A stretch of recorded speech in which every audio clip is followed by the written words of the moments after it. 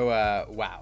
Ravensburger just released presumably the final lore video for Lorcana Rise of the Floodborn, and it is a doozy. I can't wait to take a close look and go through it with you all because we learned a lot.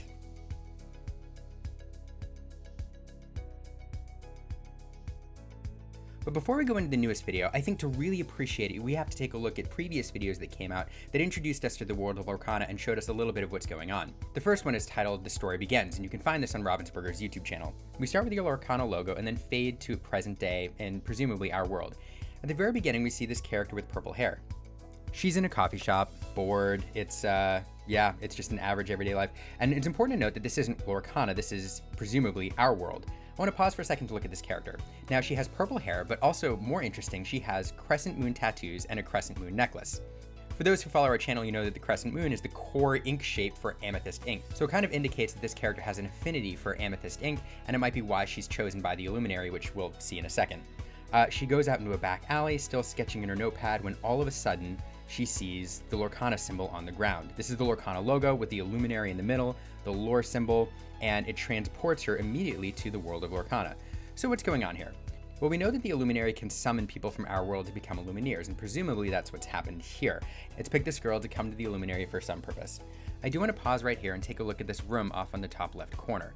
In it, you can see what appears to be a flood of ink with a bunch of items floating in it. That might be the Sorcerer's Spellbook there in the distance, and we also see one of the pillars floating. So it appears that this Illumineer may have been summoned after the flood occurs. Now this is super important because it implies that this Illumineer was summoned in answer to the Great Flood. Perhaps the Illuminary was looking for somebody to help repair the damage, and it chose this Illumineer.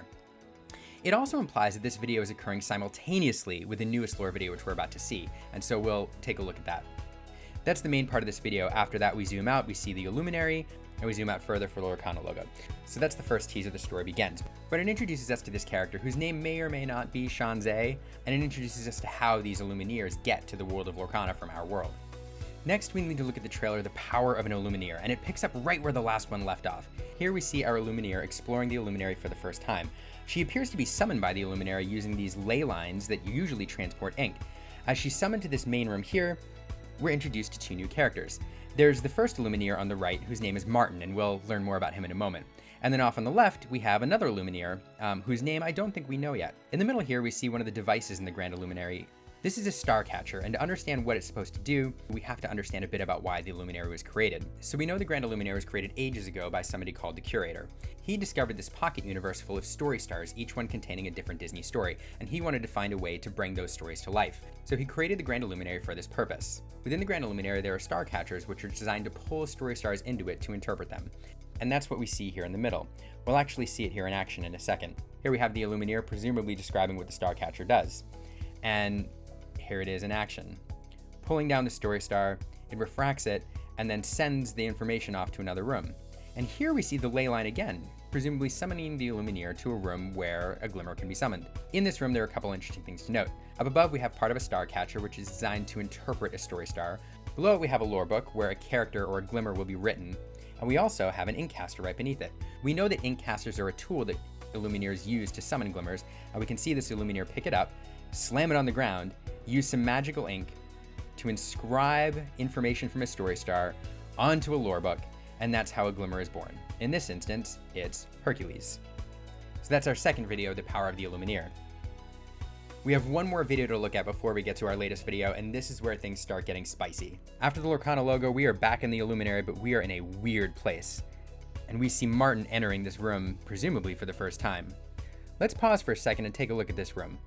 This room is covered with some strange purple growth, and it clearly looks very ominous. There's some details I want to draw your attention to. The first is these purple squiggly things, which look kind of like seaweed, but who knows what they are. We've actually seen these before on certain Lorcana cards to include Detective Mickey and the Duke of Weaselton.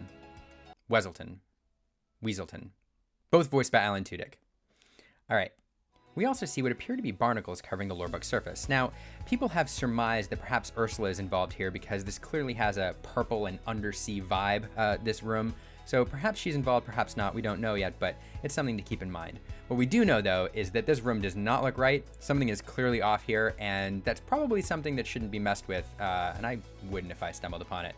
But that's not me in that room. It is Martin, one of our Illumineers. One interesting thing to note in the Illumineers is that each one appears to carry 2 vials of ink of different colors. Martin here has yellow, or amber, and green, or emerald ink. And this is a nod to the fact that in the game, each player can only use decks of 2-color ink. So it appears these Illumineers are locked into summoning glimmers of whatever ink type they happen to be carrying. Martin approaches the lorebook, and the lorebook starts doing some lighty stuff, and apparently Martin is intrigued. The lorebook seems to interact with Martin's ink caster somehow.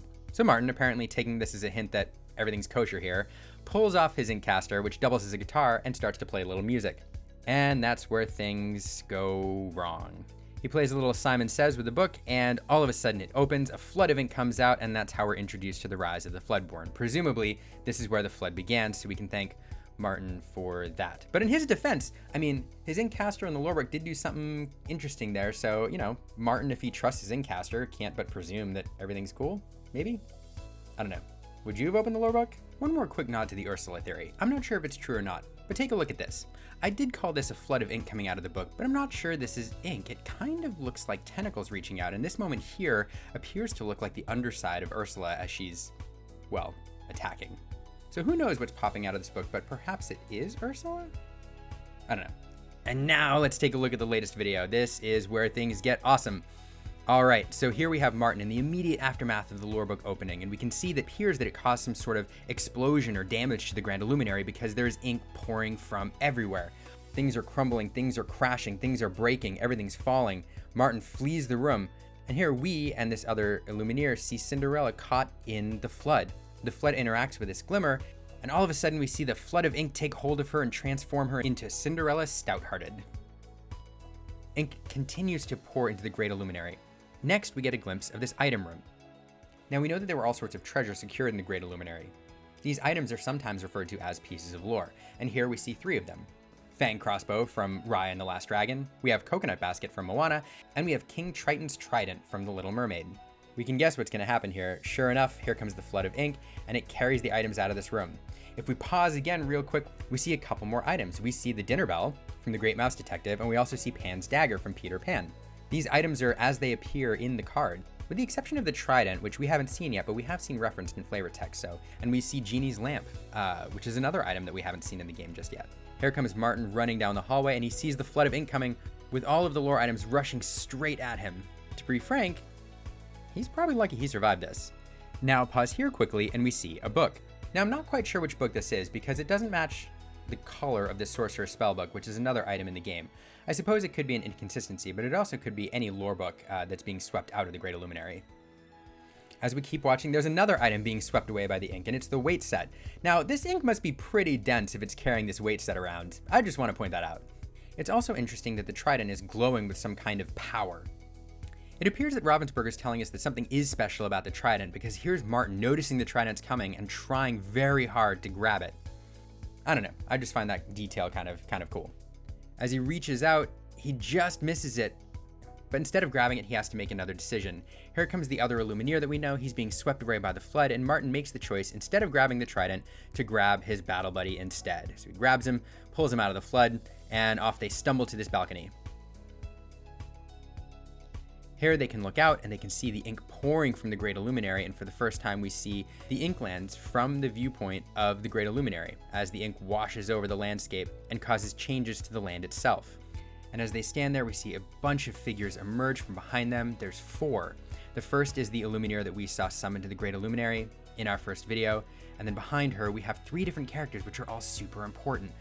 Now it's super interesting that these are the characters that they chose to show us. First, we see Raya with a look on her face that indicates she's super concerned about what's going on. Second, we see Cinderella with a similar look, to be honest. And then third, there's the Queen with, again, somewhat of a shocked expression. I would describe it as a sneer, but it's definitely not satisfaction. So here we have all these characters together. Now, it could be that they were brought together by happenstance, they just all were dodging the flood and ended up on this balcony. Or it could be that perhaps the villains and the heroes that we know from the stories are not quite villains and heroes in the world of Lorcana. Perhaps some of them, heroes and villains, are working together to solve this problem, because Ravensburger does seem to be indicating here that they're all on the same side. We zoom out to the Great Illuminary, and we're shown the ink flood washing over the land, causing gosh knows what kinds of changes. And that's where we get to where we are. So this video showed us a few things. First, it showed us the events that caused the Great Flood, that caused the rise of the Floodborn. We see the damage that happened to the Great Illuminary and what happened after Martin opened that lore book, which... oh, Martin. We also saw an important story detail, which is all of these lore items being carried out of the Great Illuminary. And we know from flavor text that a lot of the characters are hunting for these lore items for some reason, and also that it's our job as Illumineers when playing the game to go out and find lore. So it's possible that what we're hunting for are these items all along. But it also introduced what appears to be an inconsistency, with the flooded room in the first video indicating that the Illumineer was summoned in response to the flood, but she's clearly there as the flood is happening. So there's something not quite right there. Here's my guess. I think that the Illumineer was summoned in response to the flood. I think that's what Ravensburger is trying to tell us in the video, that the Illuminary recognized that she was important and summoned her to deal with this damage that was caused. However, Ravensburger also wanted to show us that she's part of the team there with all the other Illumineers as they're surveying the damage caused. So even though there's a timing inconsistency here, because there's probably no way that she was summoned between when Martin was running from the flooded room to when he ended up on that balcony. Yeah, I think she's just there to be part of the team. But anyway, what do you think of this video? What do you think about what we learned? What did I miss? Let me know in the comments below. We'll do a full lore deep dive at some point where we go through the entire story in detail, but for now, this is your rapid reaction.